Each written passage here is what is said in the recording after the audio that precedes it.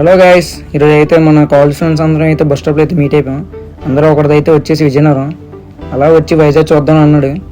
చూద్దామని చెప్పి బస్సు అయితే ఎక్కేసాం. వాడికి డే పాస్ తీసాం. పాస్ కూడా ఇంత కొత్తగా అయితే అలా చూసాడు, ఎప్పుడు బస్సు ఎక్కలేనట్టుగా. అలా వైజాగ్ వెళ్ళగానే నోవోటల్లోకి అయితే వెళ్ళిపోయాం. నోవోటల్ ఎందుకంటారా, బిగ్గెస్ట్ క్లోతింగ్ ఎక్స్పో పెట్టారు కదా. వెళ్ళగానే అక్కడ రేట్లు అన్నీ చూడగానే అయితే అవాక్ అయిపోయారు ఒక్కొక్కడును. అక్కడ ఉన్న రేట్లకి బయటనైతే 2-3 టీ-షర్ట్లు అయితే వచ్చేది అనుకున్నారు. చిన్న ఫ్రెండ్ అలా ఒక జీన్స్ అయితే తీసుకున్నాడు. వాటిలో మీ జాకెట్స్ అయితే సెట్ చేద్దాం అనుకున్నాం కానీ వాడి హైట్ కి అయితే మ్యాచ్ అవ్వలేదు. అలా బిల్డింగ్ అయితే కంప్లీట్ చేసుకున్నాం. బయటకి అయితే వచ్చేసి అలా 2-3 ఫోటోలు అయితే దిగేసాం.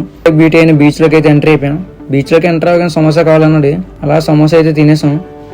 పక్కనున్న చిమ్టి బ్రో డీప్ గా అయితే ఆలోచిస్తున్నాడు దేని గురించో. అక్కడ నుంచి మూవ్ అయిపోయి కాంప్లెక్స్ అయితే వచ్చేసాం. మా ఫ్రెండ్ అయితే ఒక ఆవిడకి అయితే హెల్ప్ చేశాడు. థ్యాంక్ యూ బాబు అని అన్నది.